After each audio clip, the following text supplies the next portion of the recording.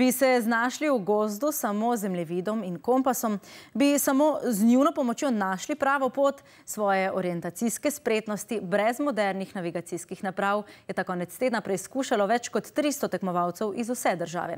Rakitna je gostila slovensko planinsko orientacijsko tekmovanje.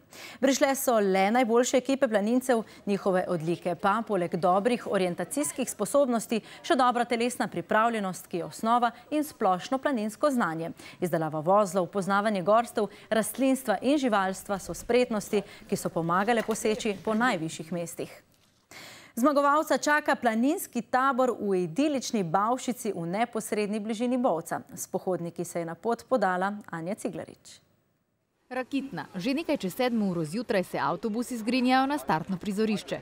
Danes je tukaj tudi skupina veteranov, ki skupaj tekmuje že 15 let. Marija Grohar nam pokaže obvezno opremo. Kompas, piščalko, prvo pomoč, planinske čevlje. Pa članstvo v planinski zvezi. Poleg tega morajo pokazati tudi veliko znanja. Moramo znati planinske vozle, reševanje, potem poznati zgodovino planinstva, zgodovino gorske reševalne, potem poznavanje koč, pa poznavanje gorstov. Ekipe startajo ob različnem času, vsaka ima svojo pot. Andreja Borštner preveri, kdaj so na vrsti. Upamo, da bo vreme v redu, da bo danes zdržalo, da nas ne bo pralo, ne? Planinci iz Gornje Radgone računajo na dobro uvrstitev. Mi smo morali stati zelo zgodaj, po tistem planinskem načelu, rana ura, zlata ura, torej okrog 4.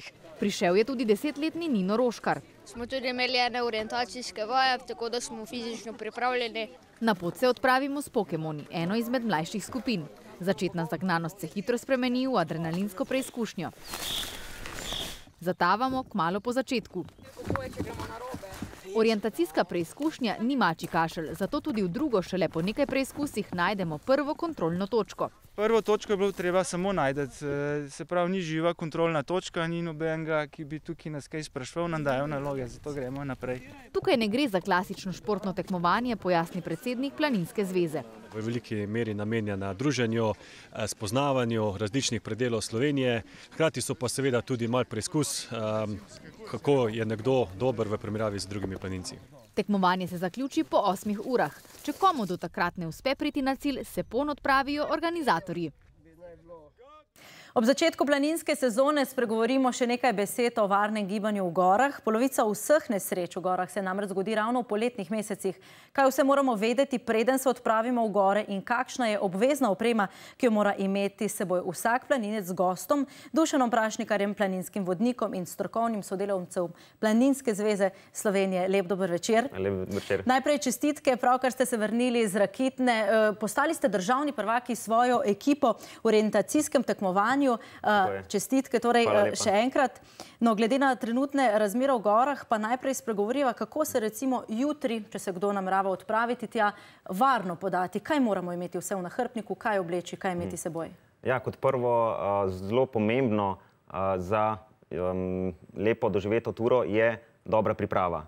Kar pomeni, da moramo biti dobro kondicijsko pripravljeni oziroma izbrati primerni cilj glede na kondicijo, kakršno imamo.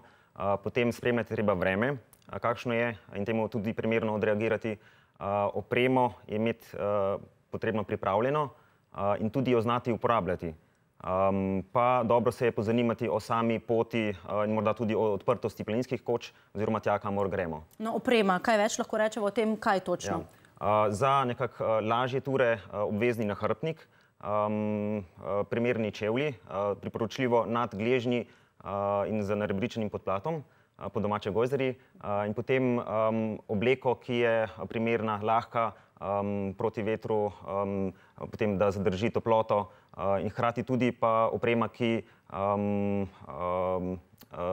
je proti soncu, se pravi zaščita proti soncu, proti vetru, mrazu. Kaj cepin, dereze, če gremo na zahtevnejše ture? Se pravi, če pa gremo na zahtevnejše, ravno sedaj je padlo nekaj snega v Visokogorju, tako da po eni strani malo odsvetujemo oziroma priporočamo, da spremljajo, kakšne so nevarnosti plazenja. Lahko pa izkušeni, seveda se pa tudi više lahko podajo, ampak je potrebno imeti primerno opremo. Za zahtevne ture oziroma kjer je sneg obvezna uporabljati cepina in dereze. Deres, kjer pa so v poletnem času tudi zahtevne poti, se pravi tiste z jeklenicami, pa je obvezna osebna varnostna oprema z pasom in pa samorovalnim kompletom. Kaj pa hrana, pijača? Hrano, pijačo, zopet primerno cilju, oziroma ali gremo tudi do neke koče, kjer lahko se osvežimo, nekaj pojemo. Sigurno pa brez tekočine ne smemo iti, primerno, dovolj.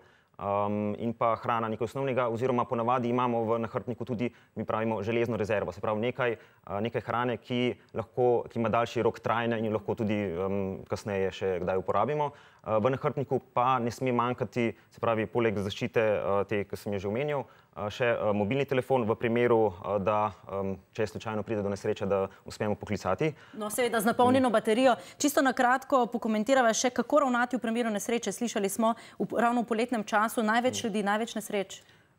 Tukaj bi opozoril, da največ naredite, če se dobro pripravite na turo. To je največ.